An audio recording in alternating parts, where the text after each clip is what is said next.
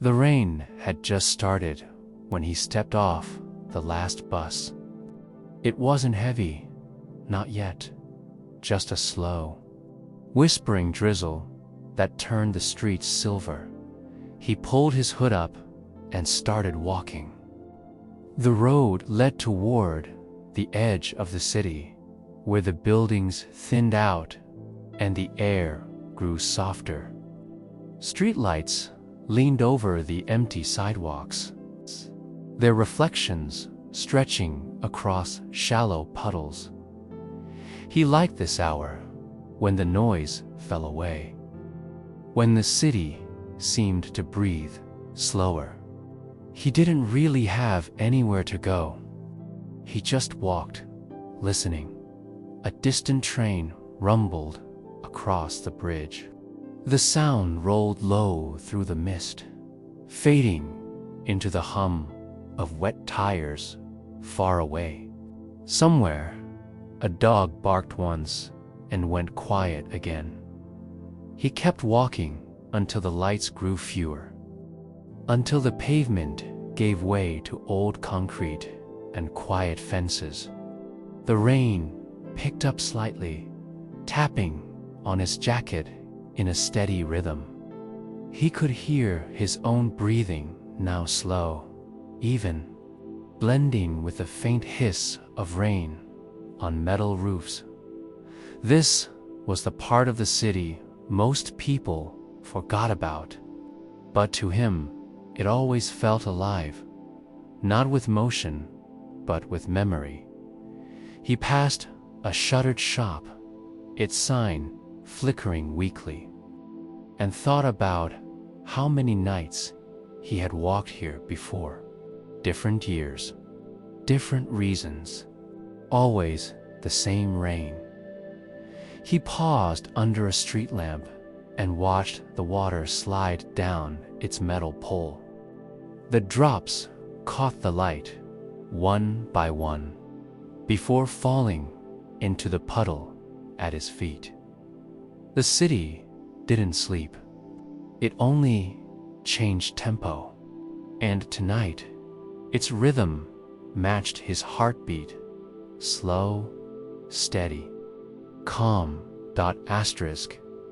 He followed the narrow street until it opened into an old overpass.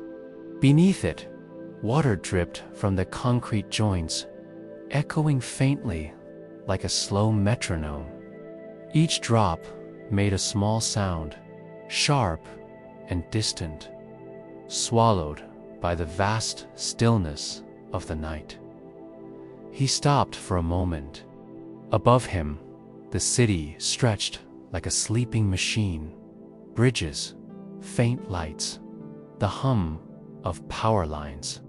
It wasn't beautiful in the usual sense, but there was something gentle about it, something patient.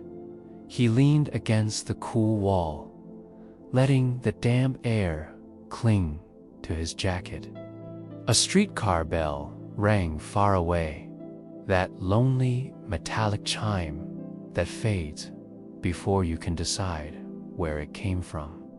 It reminded him of being younger, when he'd take the late tram just to see the empty streets slide past. He took a slow breath. The air smelled of wet asphalt, dust, and faint traces of jasmine from some forgotten garden behind the wall. That smell always came after rain. It made him think of quiet evenings that never came back, of people he never said goodbye to properly. The rain eased again. He stepped out from under the bridge and looked toward the horizon. The edge of the city was a blur of lights, hazy gold and soft blue, shimmering in puddles like melted glass. For a second, he thought about turning back, but something about the silence ahead felt like an invitation. so he walked on, deeper into the slow heartbeat of the city, where every sound, every echo seemed to carry a story that no one was telling anymore. Asterisk. The rain had thinned to a mist by the time he reached the old tram stop. Its shelter was cracked and peeling. One of those places nobody used anymore. But the bench was dry enough, and the view stretched across a quiet stretch of road that led nowhere in particular. He sat down and set his bag beside him. The lights above hummed faintly, flickering just enough to show the drifting rain in the air. A cat appeared from under the bench, thin, gray, moving carefully, its fur damp but calm. It circled his legs once and then settled near his shoes, curling into a tight ball. He smiled a little. "You picked a strange place to wait out the night," he murmured. The cat didn't move, just blinked slowly, as if to agree. Across the road stood an old cafe. The windows were dark, but he could still make out the ghost of its name painted across the glass. He remembers sitting there once, years ago, when it was open. Coffee that stayed too long on the burner. A radio that always played just a little too loud. And a girl at the counter who always drew shapes on napkins while she waited for customers. He wondered if she still lived nearby, or if she'd moved somewhere with brighter lights. Cleaner streets, less rain. Maybe the city had changed too much. Maybe she had. The cat shifted its head slightly and purred, a small, broken sound. He leaned back and closed his eyes. The air smelled like old stone and smoke, like the quiet that settles after a storm has passed. Somewhere in the distance, a single car drove by, slow, careful, its headlights sweeping briefly across his shoes before vanishing into the curve of the road. The city felt smaller then, as if all its stories, all its echoes, had gathered here for a while, just long enough to be remembered. Asterisk, after a while. The cat wandered off, slipping soundlessly into the dark. He stood up, stretched his legs, and pulled his hood tighter. The night had cooled, the kind that brushes cold fingers across your skin but doesn't bite. The street ahead sloped downward, leading toward an industrial stretch he hadn't visited in years. Warehouses, old tracks, a power station that buzzed like an insect. He used to come here sometimes, back when he couldn't sleep. The quiet was different here, heavier somehow, but not unfriendly. He walked slowly. His shoes splashed through shallow puddles, each step soft and rhythmic. Somewhere nearby, a generator hummed, steady and low, blending with the sigh of the wind through chain-link fences. A broken streetlight flickered above him, buzzing faintly, painting his shadow in small bursts of gold. He stopped when he saw it. A single window glowing faintly from a building across the road. It wasn't bright, just a small rectangle of warmth against the dark walls.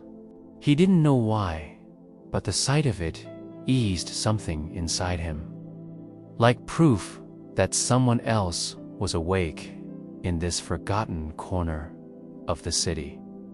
He crossed the road, careful not to step on the loose pieces of gravel that clicked beneath his boots. The window belonged to a small workshop, maybe. Inside, shelves lined with tools, small plants on the sill, a kettle sitting on a metal table. No people in sight, just the quiet, patient hum of a place that had outlived its rush.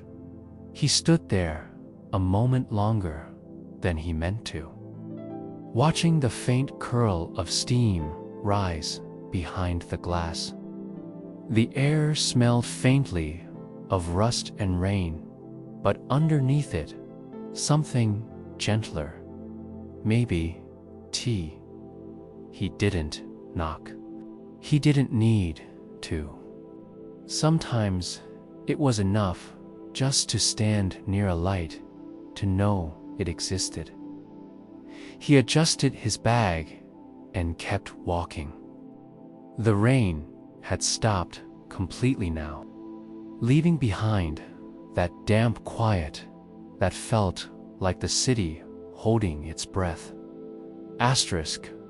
The road curved toward the river. You could always tell when the city was running out. The air changed first. It carried more space, more distance. The smell of water replaced the smell of dust. He followed the path until the pavement ended in cracked concrete and thin grass.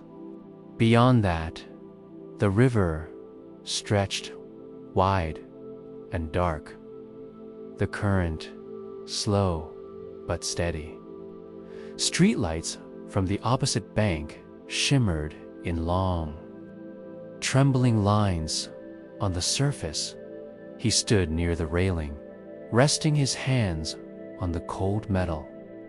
The sound here was different, not silence exactly, but a slow mixture of things. The rush of water against stone, the soft hum of traffic far away, a single buoy clanking gently in the distance, carried by the current. He closed his eyes for a moment. Sometimes he thought cities weren't made of buildings at all, just the spaces between sounds. This place, right here at the edge, was proof of that. Everything was softer, as if the city itself was exhaling. A wind rose, brushing past his hood, carrying the faintest scent of smoke and rain-soaked metal. He looked down and saw something small drift by, a paper cup, maybe, or a bit of floating leaf, disappearing under the bridge. The bridge was old, lined with dim yellow lamps that flickered in their own rhythm. He started walking across, slow steps echoing against the wet concrete. Each footstep came back to him a second later, bouncing off the water below, the sound of being both there and not there. Halfway across, he paused again. The view stretched endlessly, the quiet skyline, faint lights, a train whispering along a distant track. He wondered how many nights like this had passed unnoticed. How many people had stood in this same spot and felt the same stillness. He didn't know what he was searching for. Maybe nothing at all. Maybe just proof that even the loneliest corners of a city could still hum with life, quietly, gently, waiting to be heard, waiting to be heard. At the far end of the bridge, the road dipped and curved into a small park. He hadn't seen it in years. It used to be full of children during summer, swings creaking, ice cream trucks humming at the corner. Now, it was just a patch of overgrown grass and benches half swallowed by ivy. The lamps here still worked, but only barely. Each one flickered with a slow pulse, casting soft, uneven shadows that swayed with the branches. It wasn't eerie, though. Just quiet in a way that felt almost kind. He followed the narrow path until he reached the benches near the riverbank. The wood was damp, but he sat anyway, the cold seeping gently through his jeans. The view was good from here. The bridge he'd just crossed, glowing faintly. The city skyline fading in the mist behind it. Somewhere across the park, a metal sign creaked in the wind. A stray can rolled against the pavement, making a soft clinking noise before settling. Even the sounds here felt drowsy, half awake, half forgotten. He leaned back and let his head rest against the bench. The rain had left everything shining. Even the leaves looked silver under the dim light. He pulled out a small notebook from his jacket pocket, the same one he carried everywhere, and flipped it open. Most of the pages were blank, except for a few scattered words. Nothing finished. Just thoughts caught mid-breath. He wrote something down without really thinking. The city only speaks when no one's listening. He looked at it for a long moment, then smiled a little, as if the sentence wasn't his, just something that had drifted through him on its way somewhere else. The river moved softly beside him, catching the reflections of every flickering light. It felt endless and patient, like time had slowed just enough to let him breathe. Asterisk, he sat there for a long while, just listening to the wind in the branches, the soft murmur of the river, the faint hum of power somewhere far off. It was the kind of quiet that didn't demand anything, the kind that slowly seeps into you until you forget you were ever restless. Then, faintly, he heard it, a sound just beyond the trees. Not a voice exactly, but close. Maybe music, maybe someone humming. Soft, low, and steady. He turned his head slightly, eyes narrowing toward the sound. There was a path behind the benches, half hidden by wild grass. He hadn't noticed it before.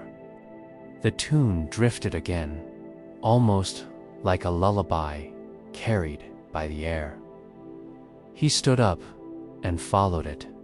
The path curved along the edge of the river, where the lamps grew dimmer and the trees leaned close together. The smell of wet bark and earth filled the air. Every step he took made the gravel crunch softly, a sound that somehow felt respectful, as if he didn't want to disturb whatever lived in this small corner of the night. Then, through the branches, he saw it. A small stall, barely lit, one of those old refreshment stands that sold coffee and sandwiches to workers during the day. Now, it was closed, its window shuttered halfway, but there was a candle glowing faintly inside. The sound came from there, a quiet hum, slow and tuneless, but full of calm. He approached carefully and saw a figure sitting inside, bundled in a long coat, pouring tea into a chipped mug. The person looked up, saw him, and smiled like they'd been expecting someone. "Cold night," they said, voice soft but clear. He hesitated, then nodded. "Yeah," he replied. "Didn't think anyone would still be out here." The person shrugged lightly, their eyes kind. "Some places don't like being left alone," they said. "So someone stays." He didn't quite know what to say to that, but somehow it made perfect sense. Asterisk, he stepped closer, the gravel soft under his shoes. The candlelight flickered across the small stand, old posters on the walls, a cracked thermos, the faint smell of tea, and something floral, maybe chamomile. The stranger motioned toward the bench beside the stall. "Sit if you want," they said. "Tea's still warm." He hesitated only a moment before sitting down. The wood was cold, but not uncomfortable. The stranger poured a second cup, steam rising in slow curls that drifted into the damp night. They passed the mug through the open window. He wrapped his hands around it, feeling the heat soak into his fingers. The warmth felt heavier than it should, grounding, real. Neither of them spoke for a while. The only sounds were the faint hiss of the river and the soft ticking of rainwater, dripping from the stall's awning. After a while, he said, quietly, "Do you run this place?" The stranger smiled faintly. "Used to, a long time ago, before the park went quiet." Their voice was calm, almost like the rain itself. "Now, it's just me, sometimes, keeps the light company." He took a sip of the tea. It tasted simple, slightly bitter at first, then smooth, fading into something that reminded him of late nights on balconies, watching the world slow down. "You live nearby?" the stranger asked. He shook his head. "No, just walking." "That's good," they said, looking toward the river. "The city needs people who still walk. Most have forgotten how." The words hung there between them, soft and strange, but true in a way he couldn't explain. The candlelight trembled, caught by a small draft. He glanced at the stranger again. Their face was partly in shadow, lined but gentle, eyes half reflecting the light. He wanted to ask more, but something about the quiet around them felt sacred, like conversation should only happen when absolutely necessary. So instead, he said softly, "This tea's nice." The stranger nodded. "It's better when it's shared." Asterisk, the stranger leaned back slightly, hands resting on their knees. The candle beside them guttered and steadied again. A small pulse of light between breaths. "You know," they began, eyes half on the river. "This place used to sound different." Their tone wasn't nostalgic, exactly. More like they were remembering a dream that never fully left. You'd hear footsteps late at night, laughter from the bridge, trains in the distance. Even the air felt like it had somewhere to go. Now it's softer, like the city's whispering to itself. He listened quietly. The rain had turned to mist, settling over the water like smoke. A soft breeze carried the faint smell of iron and wet leaves. "Do you miss it?" he asked. The stranger tilted their head. "Sometimes, but silence has its own kind of company." He looked toward the empty park, the swings still, the path glistening under the streetlights. It was strange how peaceful it felt, almost like the city had exhaled and forgotten to breathe back in. "People don't come here anymore." "Not really," they said. "Too far from the center. Too quiet. No lights, no noise, no point." They smiled faintly. But that's what makes it good for listening. Listening to what? The stranger tapped the side of their mug. "To what's left." A long pause followed. He let the words sink in, though he wasn't sure what they meant. Maybe they didn't need to mean anything specific. A bus rumbled faintly somewhere far off, its sound swallowed by the distance.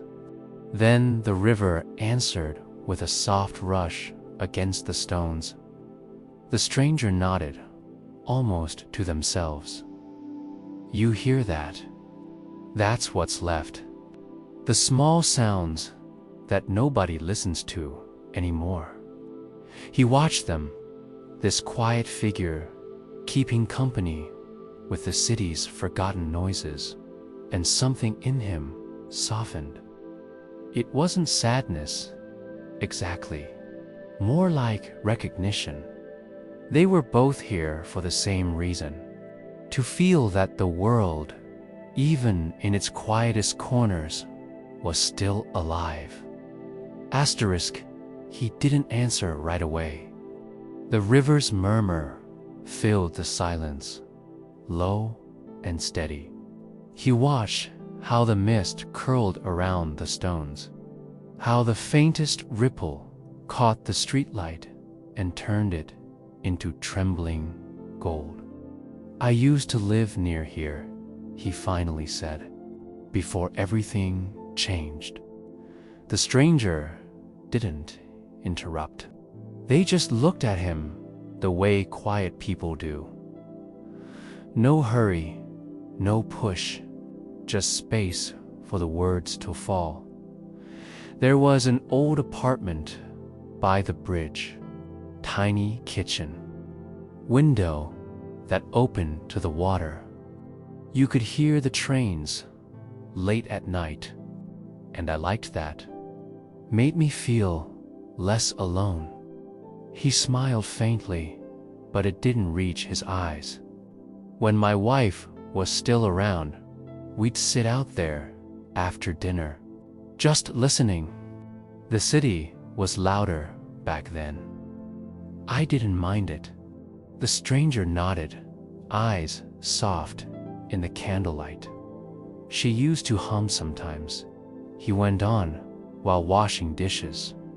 Always the same song. I didn't even like it at first. He chuckled quietly. But now I catch myself humming it without realizing. He rubbed his thumb against the mug, tracing the condensation ring. I guess that's why I walk. It's quiet enough now to hear her in the small sounds, in the wind, or the echo of water. The city's different, but somehow she's still here. For a while, neither spoke. The only sound was the candle's faint crackle and the far-off clatter of something. Metal rolling down an alley. The stranger finally whispered, "Maybe that's what this place is for." Remembering what doesn't make noise anymore. He nodded slowly. The night seemed to deepen around them, not darker, just heavier, like the air itself was listening. He thought of the apartment window, of the hum of her voice, mixing with the city's heartbeat. And for the first time in a long while, the quiet didn't feel empty. It felt like a soft echo returning home. Returning home. The man didn't expect her to answer. He thought the night would swallow their talk like it always did. Two people sharing silence and then drifting apart again. But she set her cup down and leaned forward a little. Her voice barely louder than the river.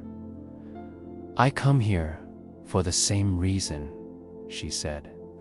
"To listen." He looked at her, really looked this time. The faint city glow touched her face, soft as candlelight through fog. She had the kind of tired calm that comes from someone who's learned to live with their ghosts. "My brother used to play the violin out here," he said. The bridge made the best echo. Every Sunday, just before sunrise, he'd stand where the tiles meet the water and play the same song. People passing by thought it was just another street musician, but he never played for them. Her eyes drifted toward the river. He played for someone he lost to. The man didn't speak. He felt something loosen in his chest, that quiet ache you get when someone else finally puts shape to what you've been feeling. When he died, she said softly, the city felt too loud. I stopped going anywhere near here for months. But one night, I heard a violin again. Not real, of course, just memory playing tricks. So I started coming back, not to see him, but to listen for him. They sat there like that, two quiet shapes between candlelight and mist. Different stories, same kind of silence. The man whispered, "Funny how this place pulls us all in." She nodded. "Maybe because it's honest." The city never pretends to be peaceful. It just is, noisy, broken, kind, and tired all at once. He smiled, a real one this time, and for a long stretch of stillness, they didn't say another word. The river spoke for both of them. Asterisk, the night had thinned into that pale hour when even the shadows seemed to be catching their breath. The air cooled. The sound of the river grew sharper. Somewhere, a bird made a confused half-song.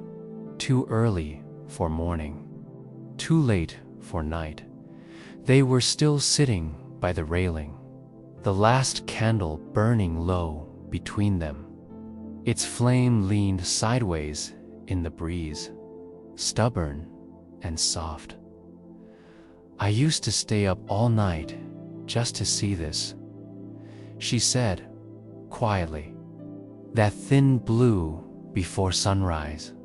It always felt like forgiveness." He nodded. "Like the city forgets what it's been through for a few minutes." A tram rattled in the distance, slow, empty, almost hesitant. Its echo rolled through the empty streets, brushing past the water, past their little corner. The sound was lonely, but not sad. He leaned back, eyes half closed. "I used to hate mornings," he said. "Now, I think they're the only thing that makes the nights worth it."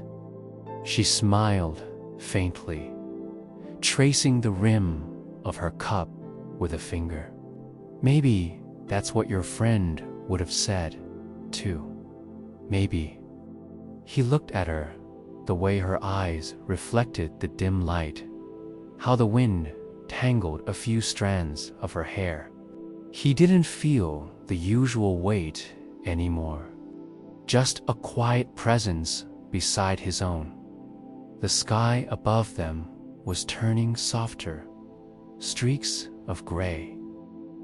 Then the faintest blush of pink near the rooftops.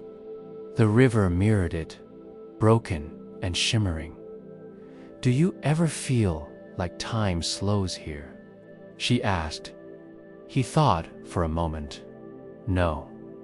I think it just stops pretending to move," she laughed quietly. A sound that felt warmer than the dawn. When the first hint of sunlight touched the far edge of the city, the man realized something. This was the first night in years. He hadn't felt the urge to leave early.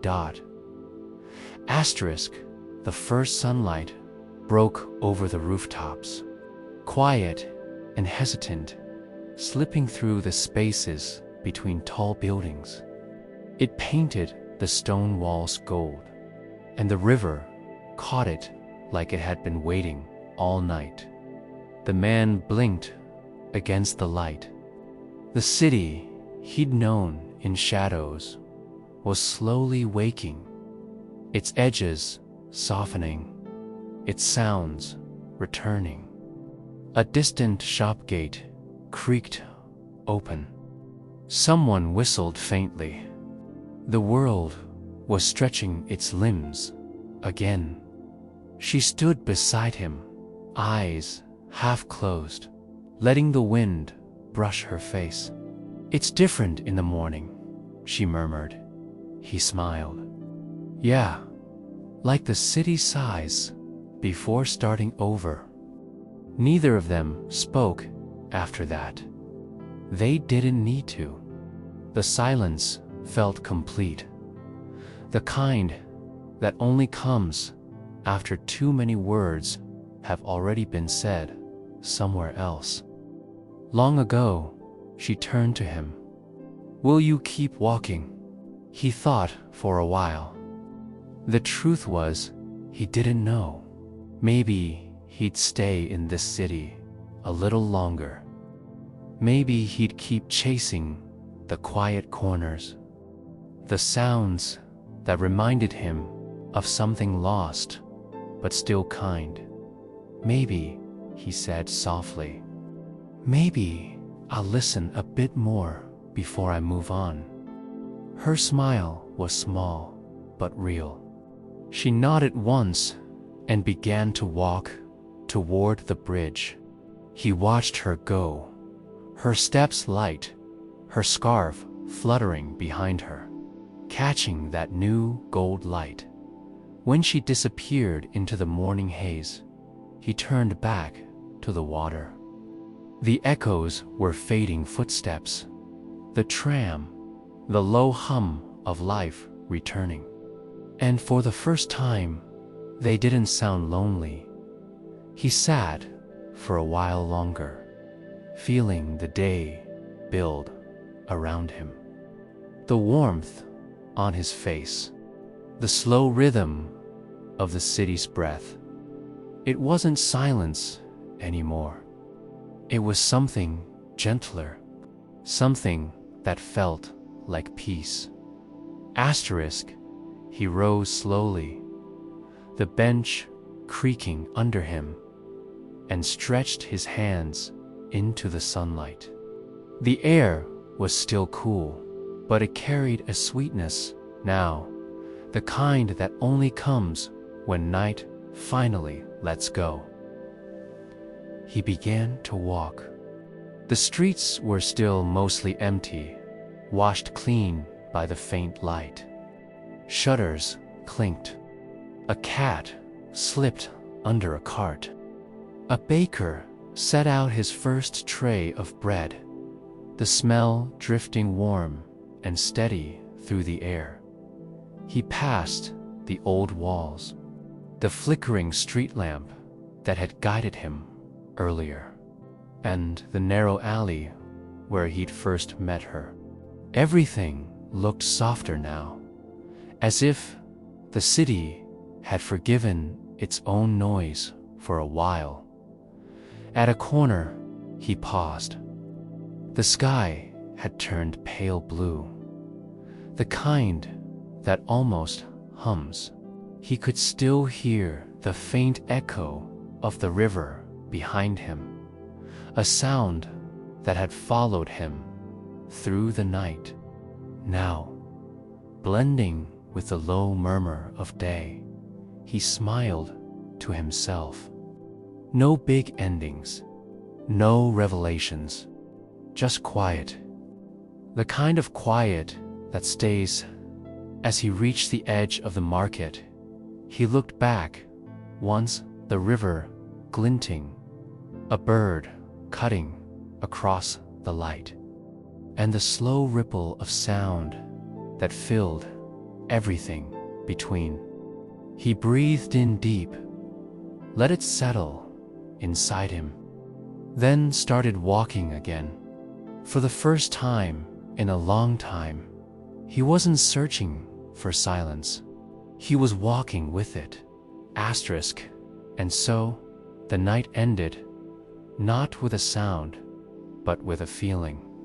The kind that lingers, soft, quiet, and steady. The city kept breathing. The echoes kept moving.